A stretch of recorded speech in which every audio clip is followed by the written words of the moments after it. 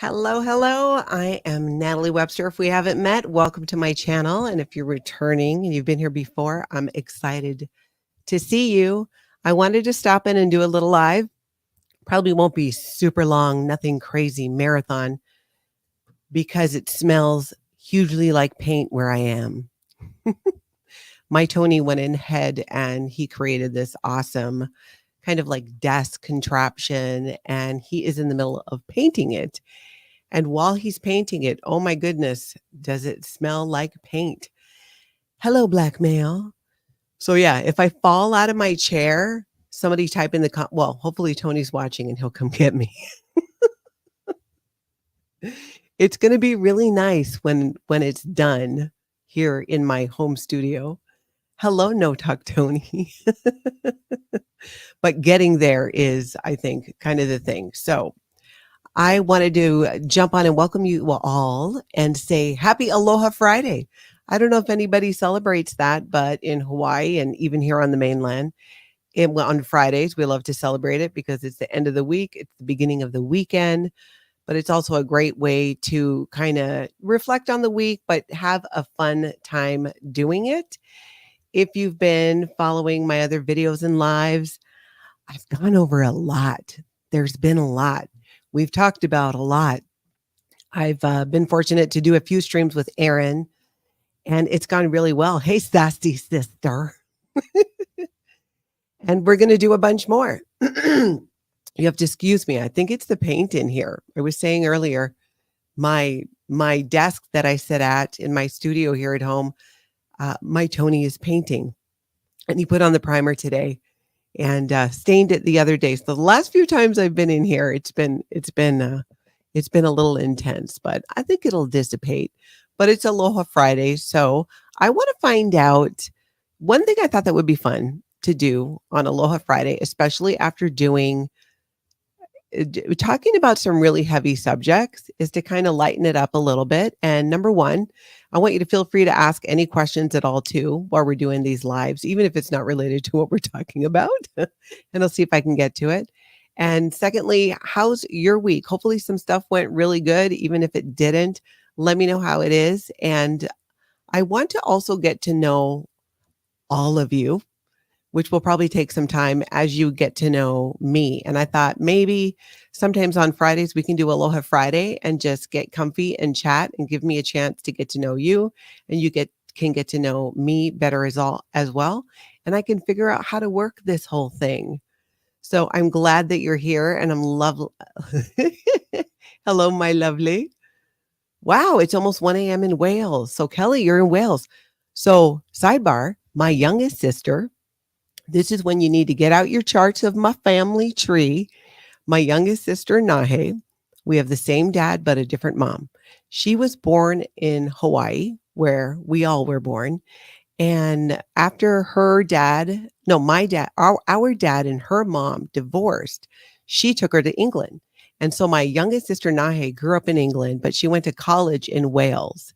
And all I remember about it is that her college was on a beach, which I thought was so awesome. And she was able to actually go surfing sometimes there.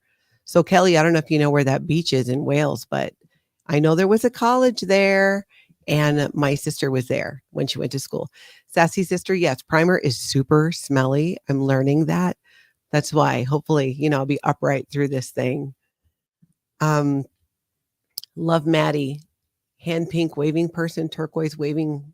That must be from from Northwest Oregon. I used to have family that lived out in Oregon. It's good to see people here from Canada. I love Canada. I've been there a couple of times. I remember thinking it seemed really clean. That was one of my biggest thoughts, and it was beautiful. And I thought the people were super, super, super friendly. Kelly says, counting sheep. I hope that helps you get some. Hello, Jenny. Blackmail. So I caught a little bit of your Tonka Talk live earlier. Super interesting. I could never meditate. Interesting you say that. And over on my Tonka Talk channel, now on Tonka Talk, I talk about the ways people create and share community and connection.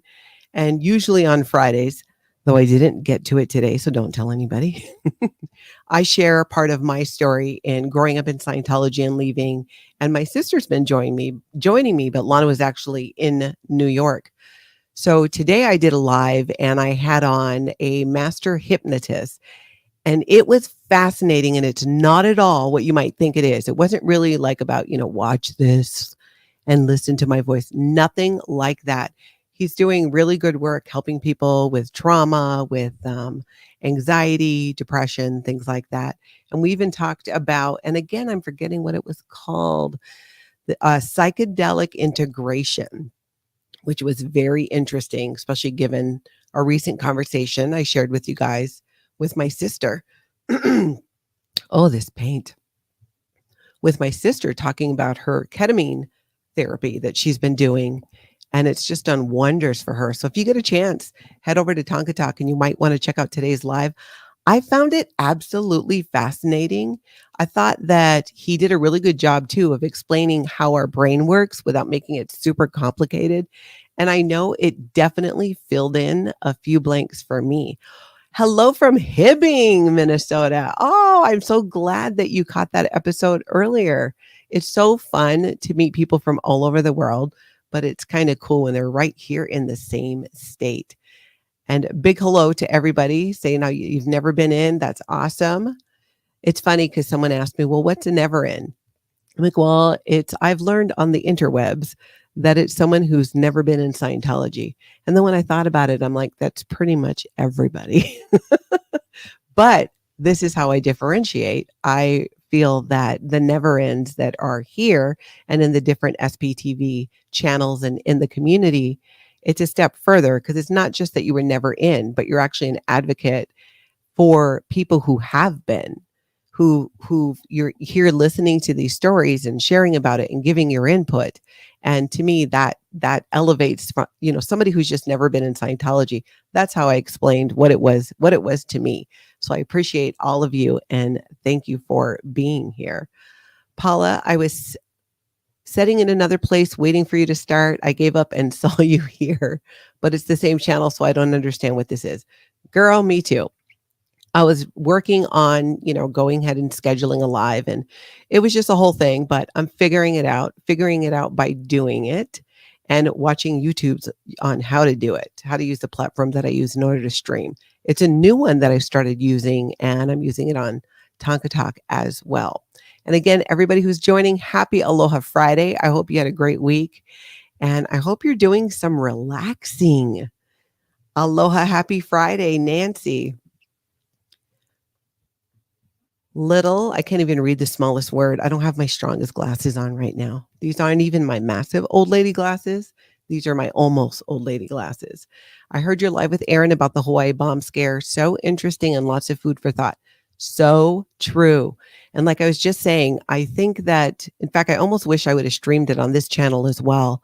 The live I did earlier with the master hypnotist just really kind of, I think it's going to be really helpful. I'm going to send it to some of my family who still deal with a little bit of PTSD from that experience.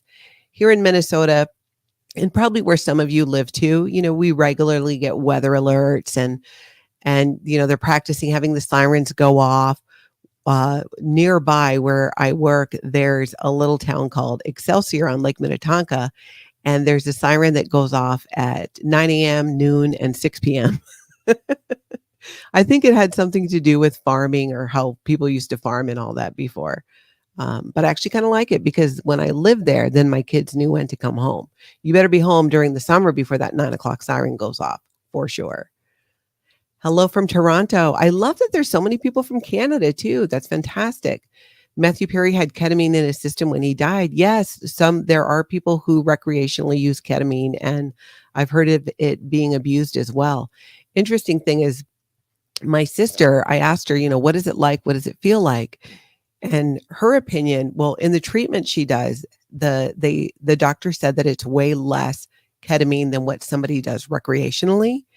And my sister said she can't believe people want to do this recreationally.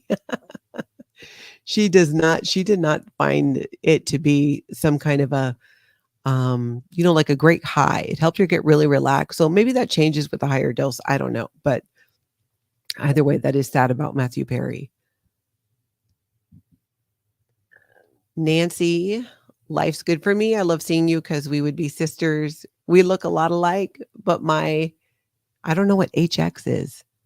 HX is Black Canada. Oh, Black Canadian. I love it. That's fantastic. Ooh, love Maddie. I went to get help with that through a hypnotist and he tried, but he couldn't help. I really wanted it to work, but it did help a friend of mine. Yeah, I don't think there's any one size fits all. You know what I'm saying? Where one thing might work for one person, but it doesn't work for another person. That's why I think it's so interesting to find out more about these things and talk about these things. Ooh, I have a surprise for you guys. Come closer. Tomorrow at 10, and I'll put out a little announcement too that I'm going to go live.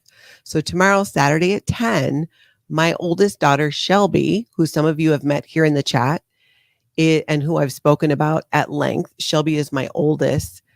And she's the one who I had to go get from Scientology in Los Angeles when she was 14 and then break her out of Florida with a lot of help when she was older to get her back to the family when we were leaving Scientology. Shelby's going to join me tomorrow at 10 a.m.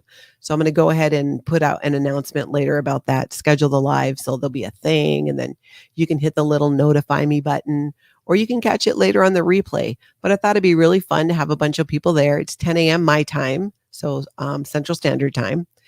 And actually, you know what? We're going to go live at 10:30. We're going to go live at around 10:30 a.m. I'm meeting her at 10. So live at 10:30 a.m. with Shelby.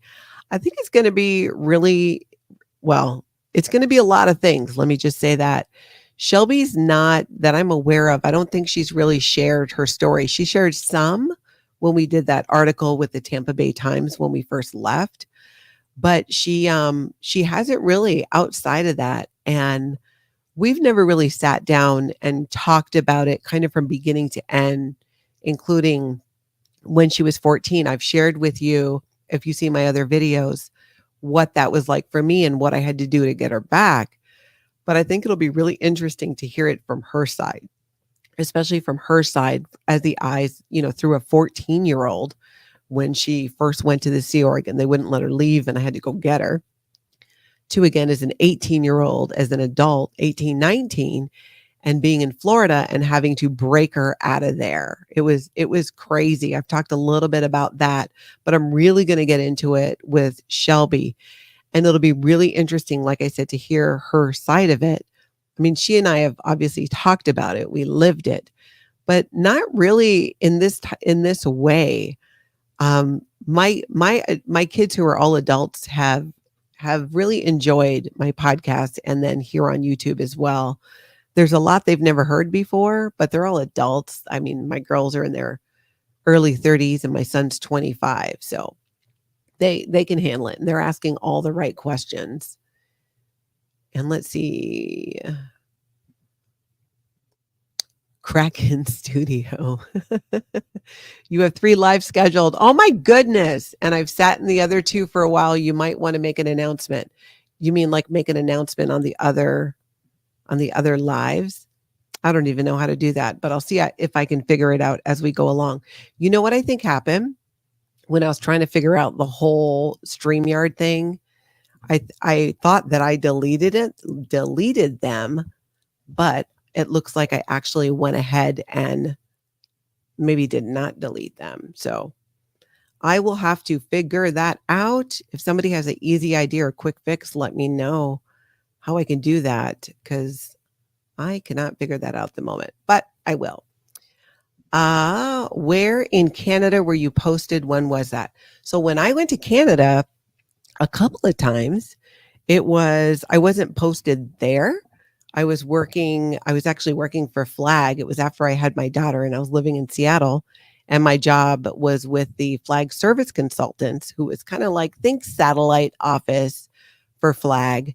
And my job became going ahead of two gentlemen who were senior Scientologists. They were up at the top of the bridge to total freedom. They were at the highest level, and they would do these events all over the country. So I would go ahead and get things set up and, work out the venue, work with the staff to get people there and all of that. I was their advanced person.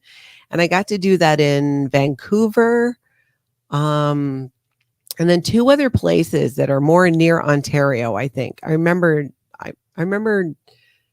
I'm pretty sure it was in Ontario. So and then I went to Toronto, because I went to the Canadian side of Niagara Falls some years ago. So I was never actually posted there, but got to spend some time working there and working in those organizations with the staff quite some time ago. Because I think if I had just had Shelby, I would have been probably about 20. Oh my gosh, I just did the math. That's like 33 years ago. HX is history. Oh, okay, cool. That makes sense. Make it go left. I love that. And I don't know if you caught this, but one of my, I hate the make it go right. I cannot. Oh, it just grates on me still. The idea is great, but the way it was used to really just push people in ways that were abusive, it's just, it's triggering, but it's hilarious too. So I love Make It Go Left. I used to live in Minnesota, but my brain couldn't take the 9 months of snow. You know what's crazy? We don't even have any snow right now. It snowed a little bit, and I heard that we're not even going to have a white Christmas in Minnesota. How crazy is that? So I don't know. Although we had a ton of snow last winter. I've really embraced the Minnesota winters, being born and raised in Hawaii. I still love the seasons. There's definitely no one size fits all when you're dealing with pain and trauma impacting physical pain. You are so right. That is just truth right there. Nancy, I went to school with a Kim McNeil, and my sister married a McNeil on the East Coast. Yeah, I don't think that I knew I don't know that I could tell you anybody that, because it was 33 years ago. That's so hard to believe because I don't know. You guys tell me. So I'm 53, but I still I definitely feel younger in my head. I wonder sometimes, like, when would I stop actually in my head aging, right? If I feel mentally like like I'm, I don't know, 30, 35, maybe actually in my 40s, because I do get the brain fog. I saw that one already. You'll get your tissues ready for that. You must be talking, Kelly, about tomorrow with my daughter. Oh my gosh, even my Tony was in the wrong live. I'm sorry, babe. I think I set 3 up, and I this is actually really funny.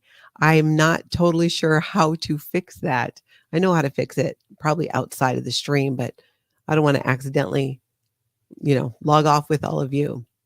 But so I got to tell you something. I asked my Tony, I said, hey, do you want to do a live at some point, and kind of talk about how wonderful it is to be with me? No, to talk about what it's like from his perspective as someone who's never been in Scientology, to be with somebody who grew up in Scientology, was in the Sea organization, and then was a public parishioner for many years after that, because he has a very unique perspective, in my opinion. And good news is he's completely willing to do it, except he said, and he's dead serious, he said he's not showing up for anything less than 10,000 subscribers. So I told him I'll keep working at it, but he better be ready, because it might happen fast. And then he has to come do that live. But I think that would be really fun and give some insight into, even though, people have been in different cults, and there's so much commonality from cult to cult that I think you might be able to relate as well.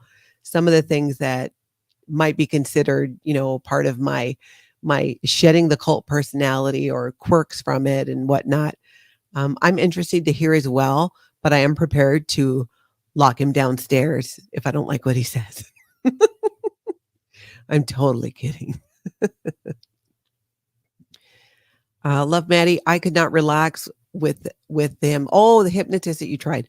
Trouble with others having control over me. Why I don't partake in certain drugs and rarely drink alcohol. And when I do, I don't drink much of it. That makes sense. I get that. I can really see that. But you know what? You gotta do you and what you're comfortable with. Go make a comment in the live stream and tell them you're over here. Okay. So how do I get to the other live stream without ending this one? Do I open a new window or do I don't want to end the stream. Your Tony's got game. Oh, he totally does. He absolutely does. And he has been my biggest cheerleader and has encouraged me so much over the years for so many things. I mean, some of the things that he'll probably share, just things that as I was coming out of the cult that I had a hard time doing. One of them, I'll just tell you one of them was like going to big box stores like Home Depot or going to Costco. It was really overwhelming for me. I don't know why. I just really felt like I had to be like right next to him and hold on to him. Yes, open a new tab. Okay, hang with me, y'all. Talk amongst yourselves. So I'm going to go into the other stream, which is not the one that I'm in. Okay, I'm taking your advice. So I didn't know you could have two streams open at one time. Let's see if this works. Enter studio. Oh, yep. I made two by mistake. Please find, whoops, typo. Please find the other. All right. Okay. So I did that, but you said there were three. All right. That's interesting. So three. So there's one that we're in. There's the one that I just went in. The one that we're in. The one that I just went in. You know, that one might have been deleted because now I only see the two. But thank you so much, you guys, for walking me through this and helping me figure it out.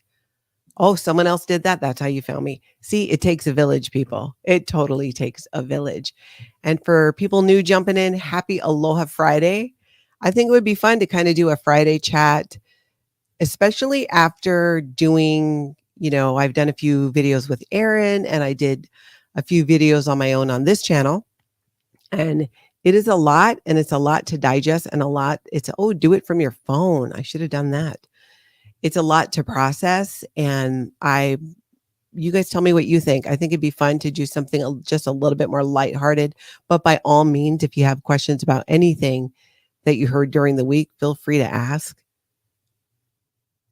Okay, that's awesome. There's a comment on each of the lives already left. All right. Oh my gosh. That's fantastic. Thank you. Thank you. Thank you.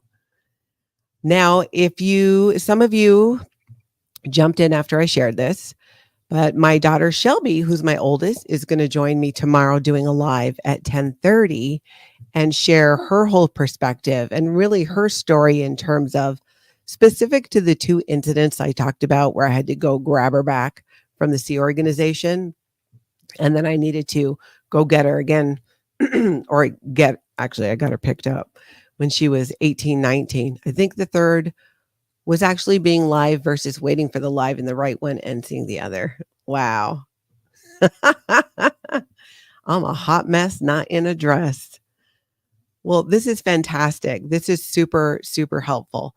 I know that I have a bunch of questions, for Shelby. I think it'll be really neat, like I said, to hear it today from her, because this is something Shelby today is 33. And I think she's absolutely amazing. Do you have any pets? I do. We have a giant schnauzer and his name is Odin. And he is a giant, not the little schnauzers. He's big. He's like 100 pounds. I'll have to find a picture of him. And let's see, what is he now? He should be about 6 years old. I think he's definitely about 6. Jilly, all nice temps until after the holiday.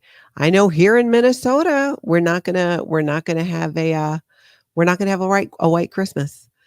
I think it's gonna be the first time in a while. I think definitely. I don't recall another time recently when it was like that. Title suggestion. So I am with an ex-Scientologist. I love that. I love that. I'll have to get a photo from him and make a whole thumbnail. I love that. So I am with an ex-Scientologist. And in ways, though, I think it could be an adventure, to say the least, to be with a Scientologist if you're not a Scientologist, even if you're Scientologist. But if you're not, I think it's a whole different thing being with an ex-Scientologist, because to some degree, I think if you've never been in Scientology and you're dating a Scientologist, once you kind of understand the basic ways that they kind of work, it's somewhat predictable. It still, can be a wild ride because of what often happens with people in the Church of Scientology. Sadly, the parishioners mainly centered around finances and how much money and how much pressure is put on them to donate. It's truly crazy. You'll hear more about it. Absolutely more about it. Lay, on average. Oh, hey, Lay. I emailed you. On average, Minnesota doesn't have snow once every 5 years. You're probably right, because in my head, I'm like, I think there was a time when there kind of wasn't so much. And I've been in Minnesota now for, oh goodness, it's I probably 30 years, I think. Probably just about that, maybe even a little bit more. Yes, never in Tony. My Tony has never been in Scientology, even though I tease him about this, because there was a period of time where he wondered if I was still in Scientology and just trying to recruit him. Oh, sorry, babe, but that's so funny. What's funny about it is because as he came to learn that, the things I would share about Scientology, there's no way that I was still in Scientology, because you're just not allowed to talk about certain things, and really nothing in terms of the upper levels of Scientology. You can't even talk to Scientologists about that, but definitely nothing that happens in the church that would make them look bad is something that you're never allowed to talk about. That's why, too, if you're dating a Scientologist and you're not a Scientologist, that's likely not something that you're going to hear about from them, anyways. So, yeah. Kraken Studio, Remarks, great idea, but make it a question for best SEO. What is it like being married to an ex-Scientologist? Ah, I'll have to say in a relationship, because we're not married. We've been together 10 years now, and that is the way that we like it. We've both been married before, and me twice. And, if it ain't broke, right?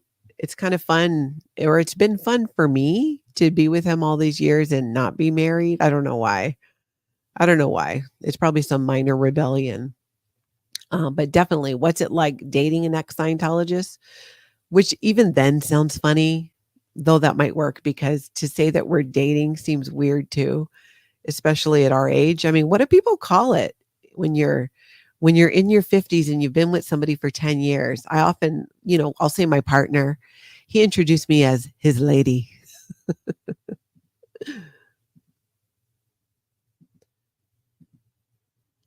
Kim, thankful my husband is a never in also. That's great.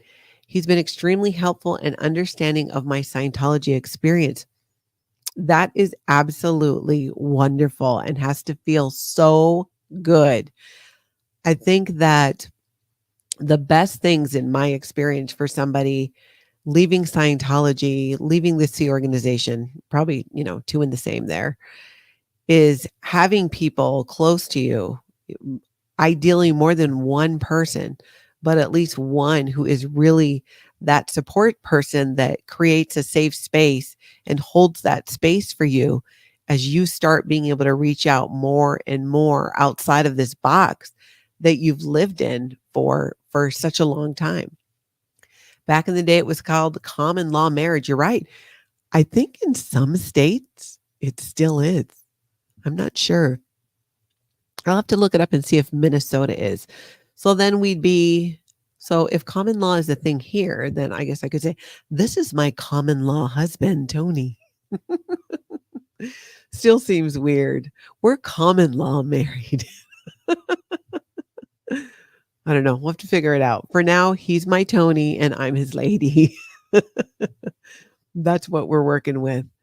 But it's an interesting topic. And I'd be interested too if any of you have, I mean, it's sometimes for sure, right? You meet certain people and date them, and you kind of like, it would have made more sense if they were in a cult based on their behavior, but they weren't. So those experiences aren't always limited to people who were currently in a cult, but I think it adds a level of interest. When Gwyneth Paltrow divorced, they call it consciously uncoupling. You could say we were consciously coupled. Oh, I love that. This is my conscious other half. I remember when that happened. I was working in radio then for a local station, and the platform was pop culture. And my co-host and I, her name's Twyla Dang. She does podcasting today. She had brought it up. So we were talking about it on the show, this whole consciously uncoupling.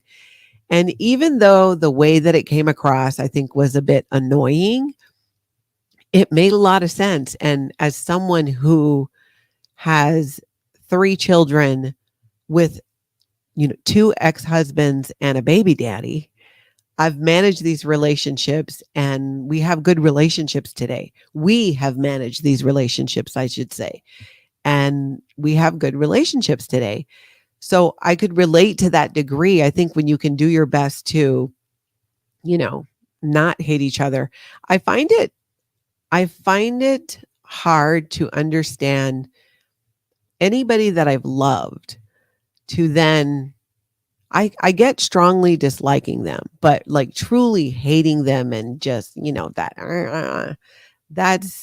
that's hard for me to wrap my head around, but it still took time. It didn't happen instantly. It took I would say a couple of years, even with me and my first husband. And it took longer than that, maybe 3 years with my second husband to get to where we were really in a good place again. So it takes whatever it takes, but if you can get there, especially when there's kids and grandchildren now that we're sharing, I think that why wouldn't you want that? One day I think I'm going to have to look at that, like take a closer look and figure out why. Like, why did it go that way? I think life doesn't usually end up that way. I mean, think about, right? You have kids, and if you get a divorce, you're dealing with one ex. I was dealing with 3 children and 3 different exes. Maybe it gets easier if you just add to the mix. I don't know. I doubt it. And and Tony's got 2 boys. So but we managed to figure it out, and it's not always perfect, but it helps. It comes down to emotional intelligence when dealing with an ex. I think so too. For sure. And a willingness to just let some things go. I think too, to just kind of like leave it be, just kind of like, just let it be, just let it be. Picking your battles kind of thing, just like, with your kids. Now, tell me. So somebody jump in the comments. I want to hear some stuff about you all. I am sometimes not very good with names, but I know I'm going to learn and be able to put 2 and 2 together. So be patient with me. If I ask you something I've already asked you, if I met you in person, I probably would still do that. Let's see, Paula, right is whatever is right for you and your family. Everyone's right or normal varies.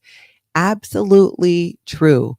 And I'll tell you this, I raised my kids with the idea I remember when I told Kelsey for the first time, this is my middle daughter who is, and for a refresher on my family history here, it's my first husband who I met when we were in the Sea Organization and we got married and we had Shelby. And then there was baby daddy, Kelsey's biological dad. I touched on that story a bit.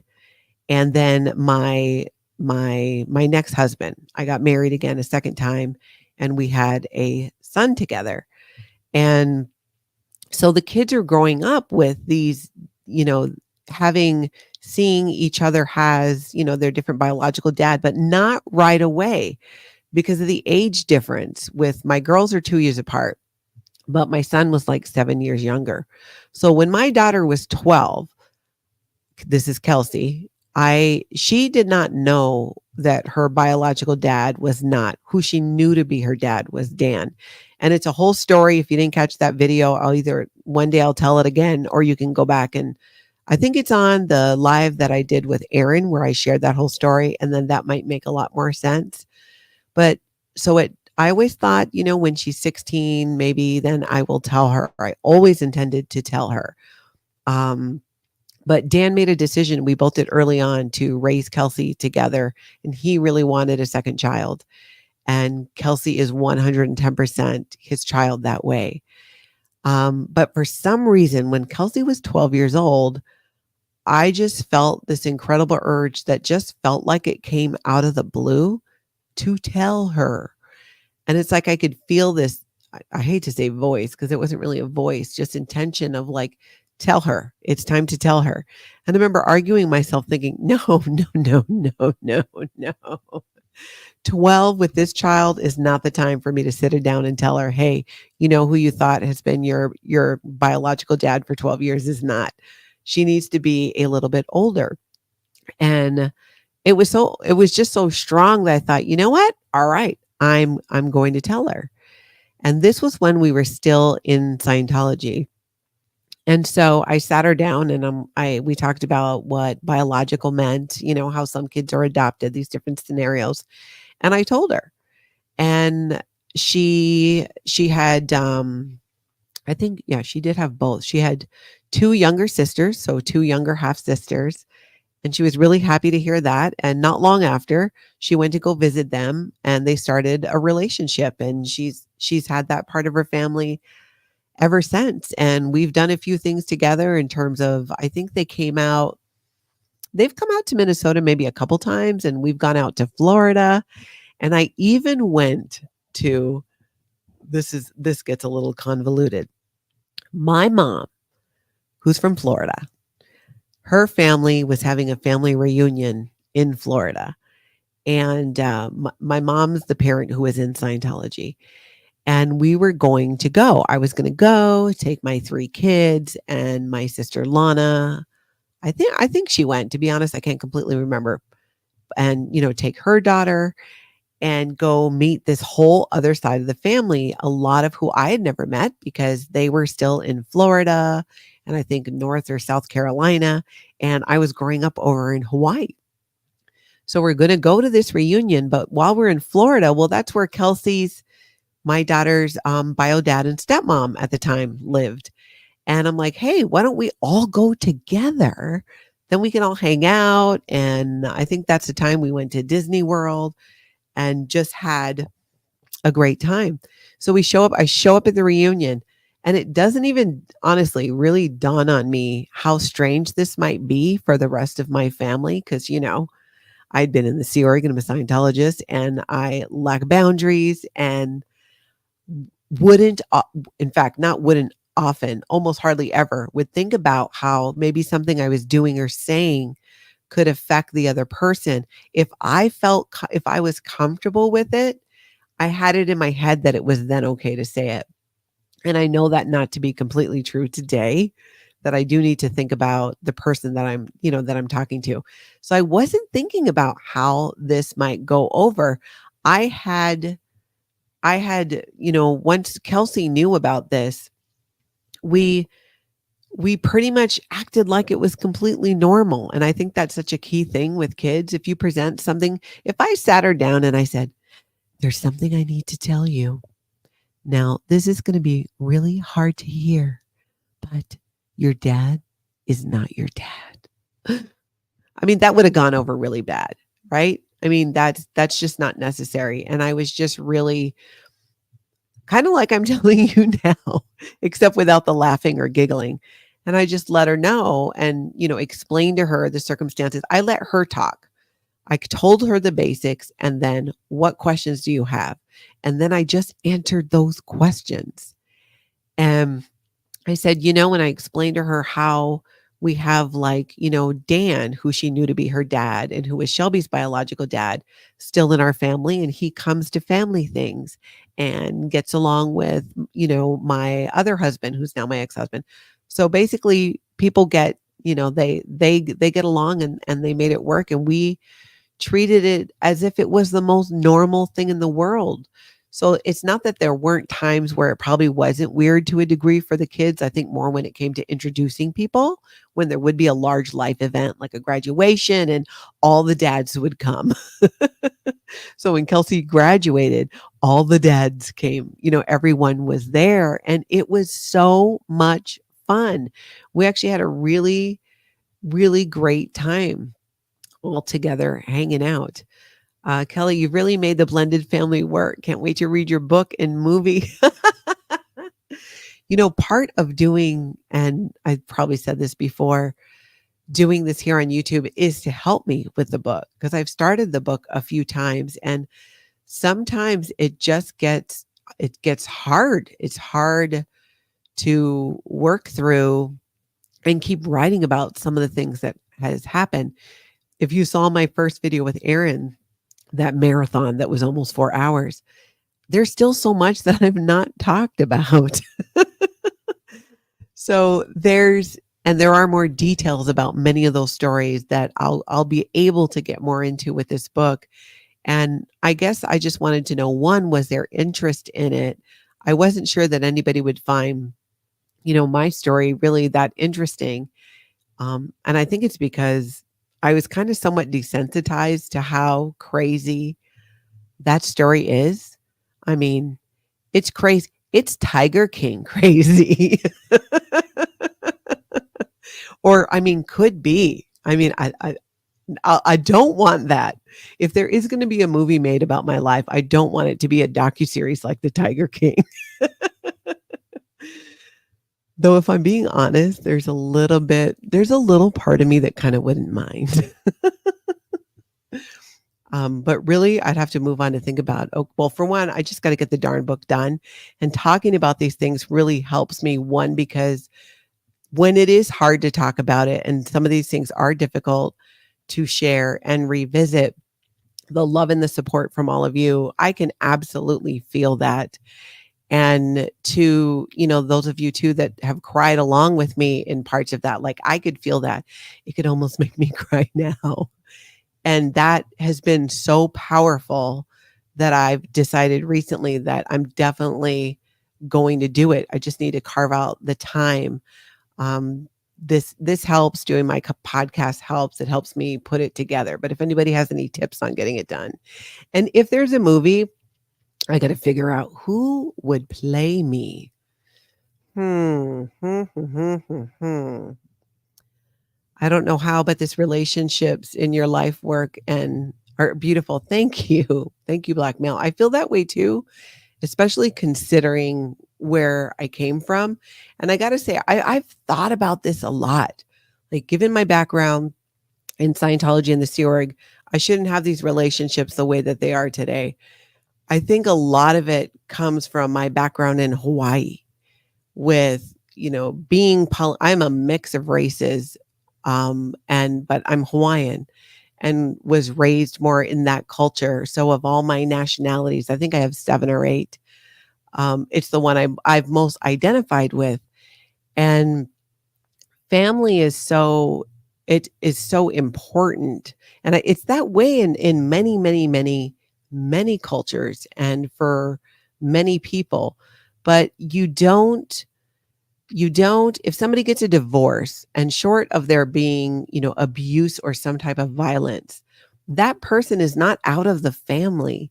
So if it were me, right, I got a divorce from my first husband, Dan, Dan still continued to see my family. Dan would go on trips with our kids and my sister and her husband and her family, and they would go to Hawaii and visit my family. He would go almost every year and would take the kids. And one year he took my son as well.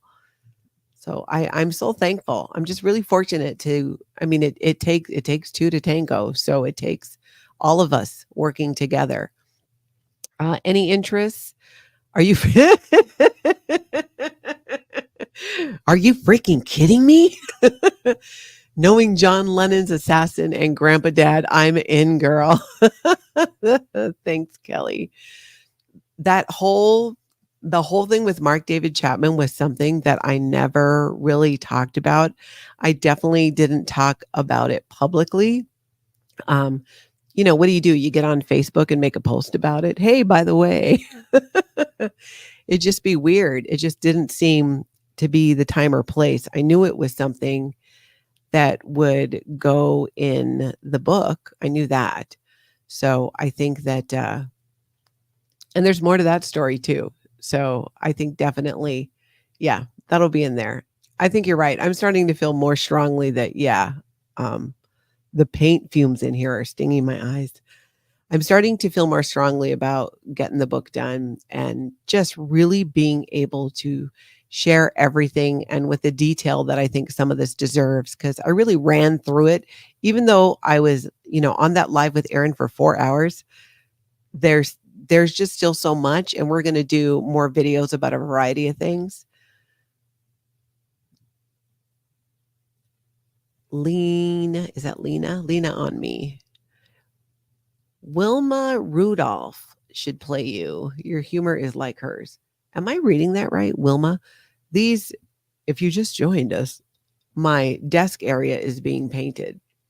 Um, and it's a strong smell, and I think it's stinging my eyes. I'll have to look up who that is. That would be very I would love to see who that is.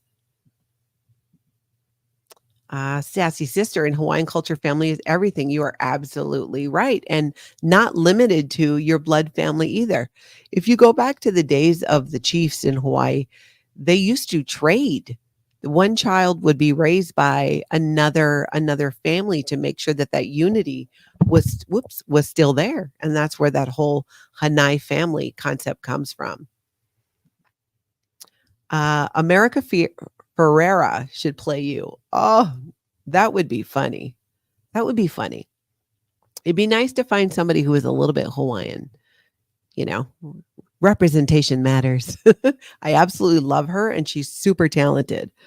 Um, and that would be an honor. Oh, all right. So, ooh, sassy sister. My husband's family is in Hawaii. Big family. Everyone is a little older. Oh, everyone a little older is auntie or uncle, even if they are not your cousins. That is completely true. You grow up with your mom's best friends are your auntie and uncles, and even someone older than you. Like you go to the. You know what?